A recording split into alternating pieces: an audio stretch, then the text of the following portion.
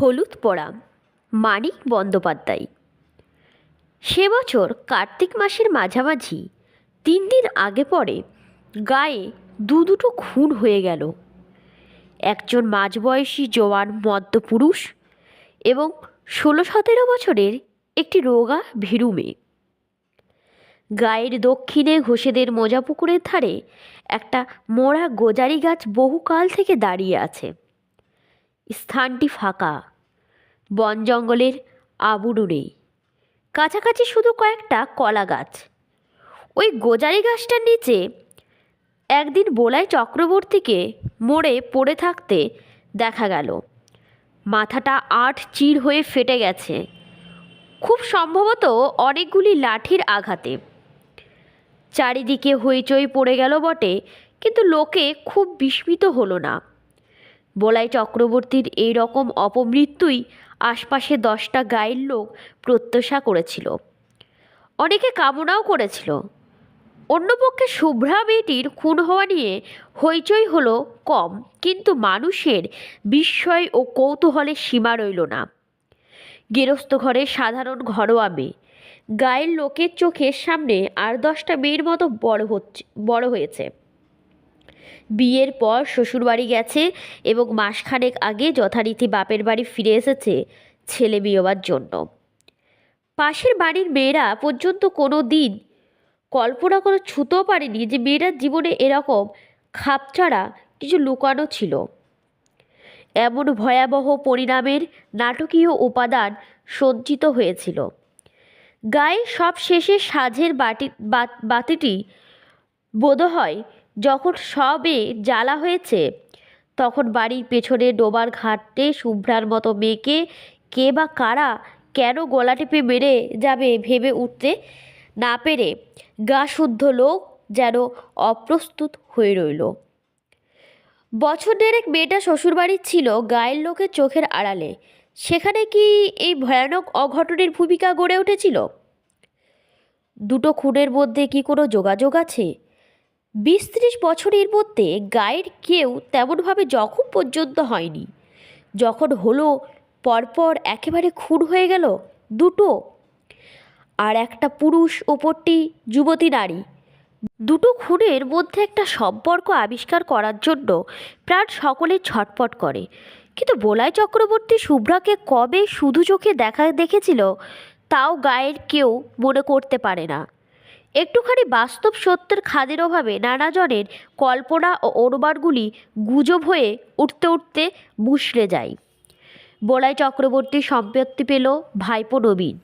40 টাকা চাকরি ছেড়ে শহর থেকে সপরিবারে গায়ে এসে ক্রমাগত কোচার খুঁটে চশমার কাজ বুঝতে বুঝতে সে পাড়ার লোককে বলতে লাগলো, 50 টাকা রিওয়ার্ড ঘোষণা করছি, কাকাকে যারা অমর করে মেরেছে তাদের যদি ফাঁসি কাটে ঝুলোতে না পারি। চশমার কাচের বদলে মাঝে মাঝে কোচার খুঁটে সে নিজের চোখও বুঝতে লাগলো। ঠিক 21 দিন গায়ে বাস করার পর নবীনের স্ত্রী দামিনী সন্ধ্যাবেলা লণ্ঠন হাতে রান্নাঘর থেকে উঠান হয়ে শোয়ার ঘরে যাচ্ছিল। কোথা থেকে অতি মৃদু একটা দমকা বাতাস বাড়ির পুপ করে তেঁতুল গাছের পাতাকে নাড়া দিয়ে তার গায়ে এসে লাগলো। দামিনীর হাতের লণ্ঠন ছিটকে গিয়ে পড়ল দক্ষিণের ঘরে দাওয়ার। উঠানে আছড়ে পড়ে পা হাত ছুটতে ছুটতে দামিনী দাঁতে দাঁত লেগে গেল। দালানের আনাচে কানাচে ঝোড়ো হাওয়া যেমন গুবরে গুবরে কাঁদে, দামিনী আওয়াজ করতে লাগলো সেই রকম। শুভ্রা দাদা ধীরেন স্থানীয় স্কুলে মাস্টারি করে। গাই সেই একমাত্র ডাক্তার পাশ না করা। ফিজিক্সে অনার্স নিয়ে বিএসসি পাশ করে 7 বছর গায়ের স্কুলে জিওগ্রাফি পড়াচ্ছে। প্রথম দিকে প্রবল উৎসাহের সঙ্গে 47খানা বই নিয়ে লাইব্রেরি 7 জন্য ছেলেকে তরুণ সবুতি বই পড়ে পড়ে সাধারণ রোগে বিনামূল্যে ডাক্তারি এসব আরম্ভ করেছিল। গেও একটি মেয়েকে বিয়ে করে 2 বছরে 4টি ছেলে জন্ম হওয়ায় অনেকটা ঝিমিয়ে গেছে। লাইব্রেরির বইয়ের সংখ্যা 300-তে উঠে থেমে গেছে। তার নিজের সম্পত্তি হিসাবে বইয়ের আলমারি আর বাড়িতে তালাবদ্ধ হয়ে থাকে। চাঁদা কেউ দেয় না, তবে 2-4 জন পরেও বই আরেকবার পড়ার জন্য মাঝে মাঝে চেয়ে নিয়ে যায়। বছরে 2-3 বার তরুণ সমিতির মিটিং হয়। 4 আনা 8 আনা ফি নিয়ে এখন সে ডাক্তারি করে ওষুধও বিক্রি করে। ধীরেনকে যখন ডেকে আনা হলো, কলসি কলসি জল ঢেলে দামিনীর মূর্ছা ভাঙা হয়েছে, কিন্তু সে তাকাচ্ছে অর্থহীন দৃষ্টিতে, আপন মনে হাসছে আর কাঁদছে, এবং যারা তাকে ধরে রেখেছিল তাদের আঁচড়ে কামড়ে পালিয়ে যাবার চেষ্টা করছে। ধীরেন গম্ভীর চিন্তিত মুখে বললে, সাপুরের কৈলাস ডাক্তারকে একবার ডাকা দরকার। আমি চিকিৎসা করতে পারি, তবে কি জানেন, আমি তো পাশ করা ডাক্তার নই, দায়িত্ব নিতে ভরসা হচ্ছে না। বুড়ো পঙ্কজ ঘোষাই বোলায় চক্রবর্তীর অনুগ্রহে বহুকাল সপরিবারে পরিপুষ্ট হয়েছিলেন। তিনি বললেন, ডাক্তার কি হবে? তুমি আবার কথা শোনো বাবা নবীন, কুঞ্জকে অবিলম্বে ডেকে পাঠাও। গায়ে যারা ভিড় করেছিল তারা প্রায় সকলে বুড়ো ঘোষালের কথায় সায় দিল। নবীন জিজ্ঞেস করলো, কুঞ্জ কত নেয়? ধীরেন বলল, ওসব দুর্বুদ্ধি করো না নবীন, আমি বলছি তোমায়, এটা অসুখ, অন্য কিছু নয়। লেখাপড়া শিখেছি, জ্ঞান বুদ্ধি আছে, তুমিও কি কুঞ্জকে চিকিৎসার জন্য ডেকে পাঠাবে? নবীন আমতা আমতা করে বলল, এসব খাপছাড়া অসুখে ওদের চিকিৎসায় ভালো ফল দেয় ভাই। বয়সে নবীন 3-4 বছরের বড়, কিন্তু এককালে দুজনে একসঙ্গে স্কুলে একই ক্লাসে পাশাপাশি বসে লেখাপড়াও করত। বোধহয় সেই খাতিরে কৈলাস ডাক্তার ও কুঞ্জমাচি দুজনকে আনতে নবীন লোক পাঠিয়ে দিল। কুঞ্জই আগে এলো। লোক পৌঁছাবার আগেই সে খবর পেয়েছিল চক্রবর্তীদের বউকে অন্ধকারে অশরীরী শক্তি আয়ত্ত করেছে। কুঞ্জ নামকরা গুণী, তার গুণপড়া দেখবার লোভে আরও অনেকে এসে ভিড় বাড়িয়ে দিল। ভর সাজে ভর করেছে, সহজে ছাড়বে না, ওই বলে সকলকে ভয় দেখিয়ে সঙ্গে সঙ্গে আবার উভয় দিয়ে কুঞ্জ বলল, তবে ছাড়তে হবেই, শেষ তক কুঞ্জ মাঝির সাথে তো চালাকি চলবে না। ঘরের দেওয়া থেকে সকলে উঠানে নামিয়া দেওয়া হলো। বিড়বিড় করে মন্ত্র পড়তে পড়তে কুঞ্জ দাওয়ায় জল ছিটিয়ে দিল। দামিনীর এলো চুল শক্ত করে বেঁধে দেওয়া হলো দাওয়ার একটা খুঁটির সঙ্গে। দামিনী না রইল বসবার উপায়, না রইল পালাবার ক্ষমতা। তাকে আর কারো ধরে রাখবার প্রয়োজন রইল না। নড়তে গিয়ে চুলে টানা লাগা দামিনী আর্তনাদ করে উঠতে লাগলো। কুঞ্জ টিটকারি দিয়ে দিয়ে বলতে লাগলো, রও বাছাধর রও, এখনও হয়েছে কি, মজাটি টের পাওয়াচ্ছি তোমায়। ধীরের প্রথম দিকে চুপ করেছিল, বাধা দিয়ে লাভ নেই, গায়ের লোক কথা শোনে না, বিরক্তি হয়। এবার সে আর ধৈর্য ধরতে পারল না। তুমি কি পাগল হয়ে গেছো নবীন? তুমি চুপ করো ভাই। উঠানে 30-35 জন পুরুষ ও নারী এবং গোটা 5 লণ্ঠন জড়ো হয়েছে। মেয়েদের সংখ্যা খুব কম, যারা এসেছে বয়সও তাদের বেশি। কম বয়সী মেয়েরা আসতে সাহস পায়নি, অনুমতিও পায়নি। যদি ছোঁয়াচ লাগে, নজর লাগে, অপরাধ হয়। মন্ত্রমুগ্ধের মতো এতগুলি মেয়ে পুরুষ দাওয়ার দিকে তাকিয়ে ঘেঁষাঘেঁষি করে দাঁড়িয়ে থাকে। এই দুর্লভ রোমাঞ্চ থেকে তাদের বঞ্চিত করার ক্ষমতা নবীনের নেই। দাওয়াটি যেন স্টেজ, সেখানে যেন মানুষের জ্ঞান বুদ্ধির অতীত রহস্যকে সহজবোধ্য নাটকের রূপ দিয়ে অভিনয় করা হচ্ছে। ঘরের দুয়ারে কুঞ্জ যেন আমদানি করতে জীবনের শেষ সীমানায় ওপারের ম্যাজিক। এমন ঘরোয়া, এমন বাস্তব হয়ে উঠেছে দামিনীর মধ্যে অদেহি ভয়ঙ্কর এক ঘনিষ্ঠ আবির্ভাব। ভয় সকলে ভুলে গেছে, শুধু আছে তীব্র উত্তেজনা এবং কৌতূহল ভরা পরম উপভোগ্য শিহরণ। এক পা সামনে এগিয়ে, পাশে সরে, পিছু হটে, সামনে পিছনে দুলে দুলে কুঞ্জ দুর্বোধ্য মন্ত্র আওড়াতে থাকে। মালসাতে আগুন করে তাতে সে 1-2টি শুকনো পাতা আর শিকড় পুড়িয়ে দেয়। চামড়া পোড়ার মতো একটা উৎকট গন্ধ চারিদিকে ভরে যায়। দামিনী আর্তনাদ করে ছটপট করে ধীরে ধীরে কমে আসছিল তার ছটপটানি। এক সময়ে খুঁটিতে পিঠ ঠেকিয়ে কাঠ হয়ে দাঁড়িয়ে সে বোঝা বোঝা চোখ কুঞ্জের মতো তাকিয়ে নিস্পন্দ হয়ে রইল। তখন একটা কাঁচা হলুদ পুড়িয়ে কুঞ্জ তার নাকের কাছে ধরল। দামিনী ঢুলু ঢুলু চোখে ধীরে ধীরে বিস্ফারিত হয়ে উঠল। সর্বাঙ্গে ঘন ঘন শিহরণ বয়ে যেতে লাগলো। কে তুই? বল, তুই কে? আমি শুভ্রা গো, শুভ্রা, আমায় বেরো না। চাটুজ্জে বাড়ির শুভ্রা, যে খুন হয়েছে। হ্যাঁ গো হ্যাঁ, আমায় বেরো না। রবি দাওয়ার একপাশে দাঁড়িয়েছিল, তার দিকে মুখ ফিরিয়ে কুঞ্জ বলল, ব্যাপার বুঝলেন কর্তা? উঠানে থেকে চা পাগলায় বুড়ো ঘোষালের নির্দেশ এলো।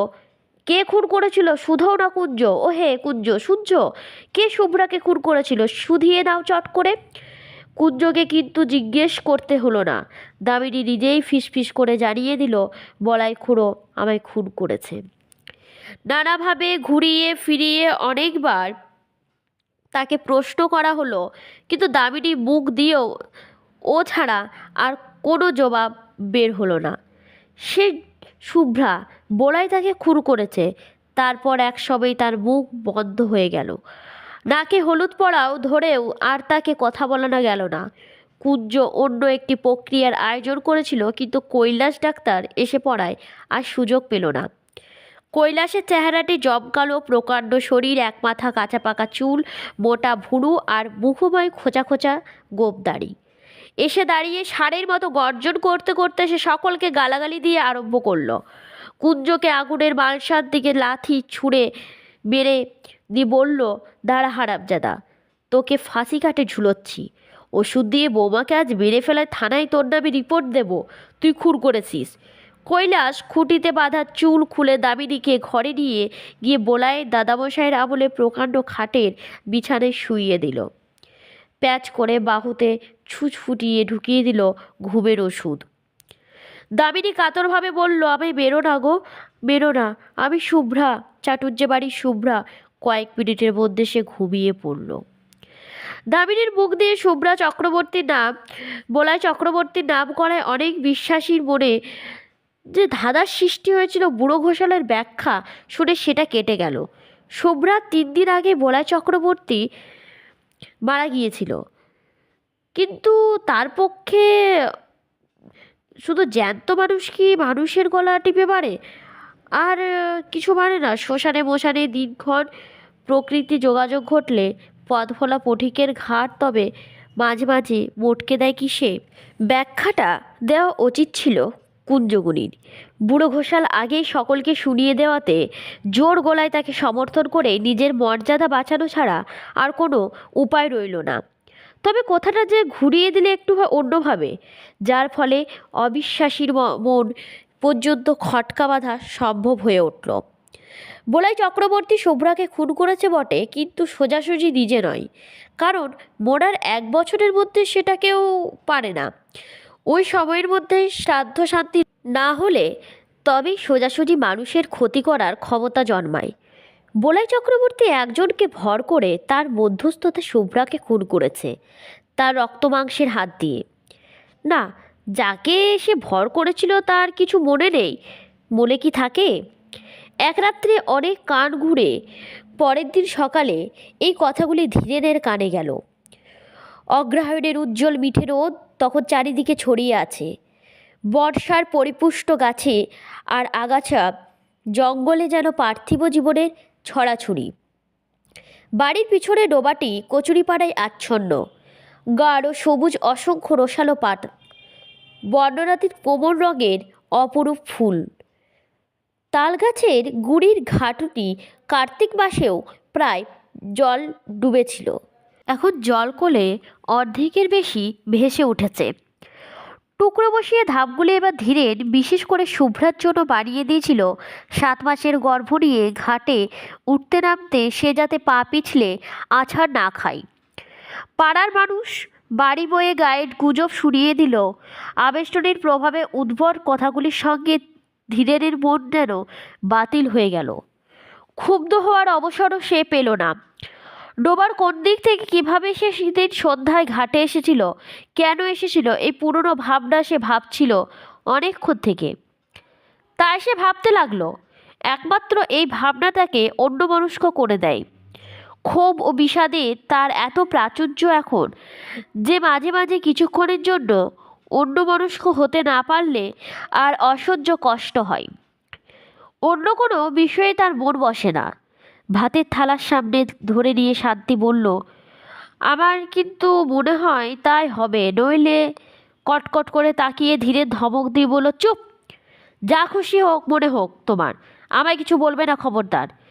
স্কুলে যাওয়ার পথে যাদের সঙ্গে দেখা হলো, মুখে তারা কিছু বলল না, কিন্তু তাদের তাকানোর ভঙ্গি যেন আরও স্পষ্ট জিজ্ঞাসা হয়ে উঠল, কথাটা তুমি কিভাবে নিয়েছো শুনি? পুরুত ঠাকুর তাকে অনেকক্ষণ দাঁড় করিয়ে রেখে দোষমোচনের জন্য দরকারি ক্রিয়াকর্মের বিষয়ে আলোচনা করলেন। উপদেশ দিলেন, বিশেষ করে বলে দিলেন যে স্কুল থেকে ফিরবার সময় তার বাড়ি থেকে সে যেন তার নিজের বাড়ি গিয়ে সকলকে জন্য মাদুলি নিয়ে যায়।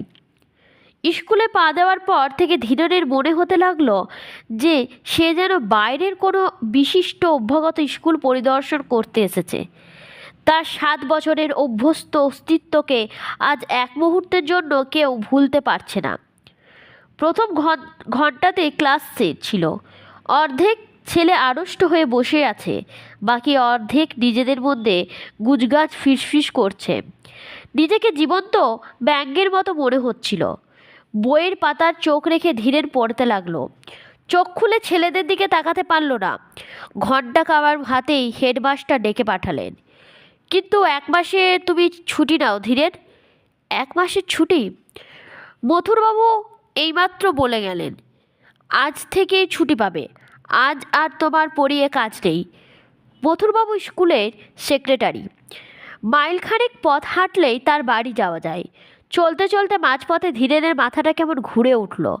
কদিন থেকে হঠাৎ চেতনায় ঝুঁকি লেগে মাথাটা তার এরকমই ঘুরে উঠেছে।